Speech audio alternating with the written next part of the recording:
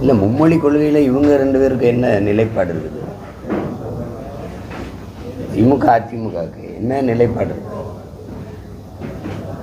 திமுக இன்னைக்கு வந்து பாரதிய ஜனதா மும்மொழி கொள்கைன்னு சொல்லுதுன்னு பேசுகிறாங்க. அவங்க கூட இருக்க காங்கிரஸுக்கு இந்த மொழி கொள்கையில் என்ன நிலைப்பாடு? தம்பி, புதிய கல்விக் கொள்கையில் காங்கிரஸுக்கு என்ன நிலைப்பாடு? முதல்ல இந்தியை திணிச்சது யார்? பாரதிய ஜனதா திணிக்குது. அந்த பாரதிய ஜனதாவோட கூட்டணி வச்சுருந்தது யார்? இந்த 2 கட்சிகள் தானே. அப்புறம் என்ன உங்களுக்கு திடீர்னு மும்மொழி கொள்கை, இந்த இந்தி எதிர்ப்பு, இதெல்லாம் எவன் இந்தியை திணிச்சானோ அவனோட வலுக்கட்டாயமாக தேர்தல் வெற்றிக்காகவும் அரசியல் லாபத்துக்காகவும் போய் கூட்டணி வச்சுங்க. எதிர்ப்பு இல்லாமல் உள்ள வந்துட்டு அதுதானே இங்கே இந்த நாடகத்தை வந்து இப்போ தேர்தல் நேரத்தில் போடுறது. ஒருத்தர் இந்தி வேணும்னு ஒரு கட்சி எடுத்துக்கிறது, இந்தி கூடாதுன்னு சொல்லுது. எந்த இடத்துல இந்தி இல்லைன்னு சொல்லுங்கள். இந்த கட்சி, திராவிட கட்சிகளின் ஆட்சியில் எந்த இடத்துல இந்தி இல்லை?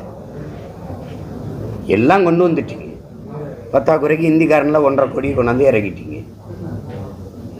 நீங்கள் வாங்க, நம்ம மதுரை மீனாட்சி அம்மன் கோயிலுக்கு போவோம். அங்கே பக்கத்தில் இருக்க கடைகள்லாம், வணிக நிறுவனங்களில், பெயர் பலகைகளில் என்ன எழுதியிருக்குன்னு பார்ப்போம். கிட்டத்தட்ட எல்லா இடங்கள்லையும் நீங்கள் வந்து இந்தியை கொண்டு வந்து நிறுத்திட்டீங்க. இப்போ நம்ம என்ன கேள்வி கேட்க வேண்டியது இருக்குது அப்படின்னா, இந்தியாவில் இத்தனை மொழிவழி மாநிலங்கள், அந்த நிலத்தில் வாழக்கூடிய பல்வேறு தேசிய இனங்கள், ஒரு பன்மகை தன்மை கொண்ட ஒரு நாடு இது. இந்த நாட்டினுடைய தனிச்சிறப்பே உலக நாடுகளின் பார்வையில் பல மொழி பேசக்கூடிய, பல கலை இலக்கிய பண்பாட்டு வாழ்வியல் முறையை கொண்ட இனங்கள் ஒரே நாட்டுக்குள் ஒற்றுமையாக வாழ்கிறார்கள் என்பது தான் இந்த நாட்டுக்கு இருக்கிற தனிச்சிறப்பே, பெருமையே, அழகே. அதுதான்.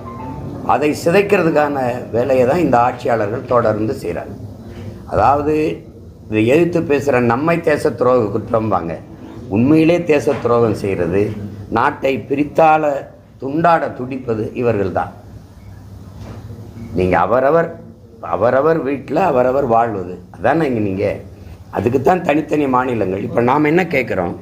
இந்தியை நாங்கள் கட்டாயம் படித்தாகணும், 3வது மொழி ஒன்று இருக்கணும்னா மொழி வழியே மாநிலங்கள் பிரிக்கப்பட்டதற்கான தேவை, அதற்கான அவசியம், அதற்கான காரணம் என்னன்னு யார் விளக்குவா? மொழி வழியாக மாநிலங்கள் பிரிக்கப்பட்டதுக்குள்ள அதுக்கான காரணம் என்னவா இருக்கும்? அதுக்கான தேவை என்னவா இருந்தது?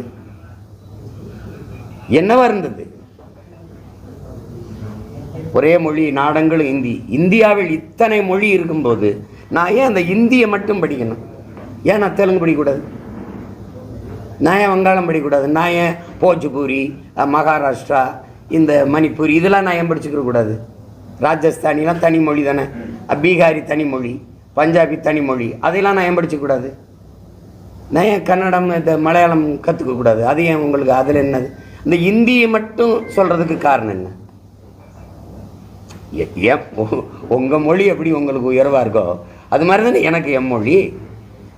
அப்போ நீ அதை ஏன் படிச்சுக்கிறணும்னு சொல்லலை. நீ மொழியை மட்டும் இந்தி படிக்கணுங்கிறதுக்கான தனி காரணம் என்ன? அதுக்கு என்ன? அதுக்கு சிறப்பு காரணம் என்ன? இந்திய மொழிகளின் தொன்மையை தமிழிலிருந்து நீங்கள் அறியலாம்ங்கிறாரு. அந்த மொழிக்கு நீங்கள் கொடுத்த முன்னுரிமை என்ன?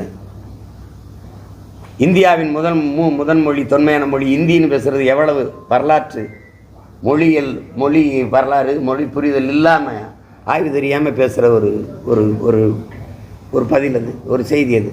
எப்படி நீங்கள் பதிவு பண்ணுறீங்க? இந்திய மொழி இந்தின்னு உங்களுக்கு எந்த சாசனத்தில் இருக்குது? யார் சொல்லிக் கொடுத்தது உங்களுக்கு? இங்கிலீஷை வந்து ஒரு பயன்பாட்டு மொழியாக நம்ம எடுத்துக்கிறோம். அது கெடுவாய்ப்பாக வெள்ளைக்கார ஆண்டுட்டதுனால இங்கே வந்துடுச்சு. இன்றைக்கி பல நாடுகளில், பிரான்ஸ், ஜெர்மனி, சுவிஸ் போன்ற நாடுகளில் ஆங்கிலம் எடுபடுதா? நீங்கள் ஃப்ரான்ஸில் போய் இங்கிலீஷில் பேசிடுவீங்களா? நான் வச்சுருக்கேன், வழி கேட்டேன், வழி சொல்ல மாட்டேன்ட்டான். அவன் ஃப்ரெஞ்சில் தான் பேசுவான். நீங்கள் அதை புரிஞ்சுக்கிறாமல் நீங்கள் வந்து ஒரு 2-3 மாநிலத்தில் பேசுகிறதுனால அந்த மொழியை எல்லா நாடுகளும் திணிக்கணும்னு நினைக்கிறது ரொம்ப தப்பு. உளமாற இந்தியை திமுக எதிர்க்குதுன்னா நீ இதுக்கு சவுகார்பேட்டையில் இந்தியில் பேசி வாக்கேட்டீங்க? எதுக்காக இந்தியில் சூரட்டி விட்டீங்க? எதுக்காக ஈரோடு கிழக்கில் இந்தியில் சூரட்டி விட்டி வாக்கேட்டீங்க? எதுக்காக கேட்டீங்க? உங்கள் பிள்ளைகள் நீங்கள் நடத்துகிற பள்ளிக்கூடத்தில் இந்தி மொழி பாடமாக இருக்கா இல்லையா? தமிழ் இருக்கா, இந்தி இருக்கா? இல்லை. இந்த கடந்த காலங்களில் இல்லாத ஒரு செய்தியாக இது அடிக்கடி வர்றதை நீங்கள் பார்க்குறீங்க. சில செய்திகள் வெளியில் வருது, பெரும்பாலான இந்த செய்திகள் மறைக்கப்படுது. அப்படியே வந்தாலும் உடனடியாக அதை திசை திருப்பி மூடி மறைக்கப்படுது. பள்ளிகளுக்கு கல்லூரிகளுக்கே நம்ம பிள்ளைகள் பாதுகாப்பாக சென்று படிக்க முடியல. அதுவும் பயிற்றுவிக்கிற ஆசிரியர் பெருமக்களாலேயே அந்த தொல்லை நிகழுது அப்படின்னா இது ரொம்ப பேராபத்தான கொடும்போக்கு. இதை தொடக்கத்திலே கண்டிக்கலைன்னா ரொம்ப கஷ்டமாயிடும். அதுக்கு காரணம் உங்களுக்கு நிறைந்த போதை வந்துடுச்சு. இது வெறும் திரவம் அது மட்டும் இல்லாமல் இந்த கஞ்சாவின் கொக்கைன், இந்த ஸ்டாம்ப் வடிவத்தில், அஞ்சல் தலை வடிவத்தில் இருக்கிற மாத்திரைகள், இதெல்லாம் வந்துட்டது ஒரு காரணம். அதுபோக கல்வி அறிவையும் அறத்தையும் போதிக்கிற ஒழுக்கத்தையும் போதிக்கிறதுன்னு இல்லாமல் போதிக்கிற இடத்துலையே நமக்கு பெரும் பாதிக்கிற இடமா மாறிடுச்சு. அது அரசு கவனத்தில் எடுத்து செய்யணும்.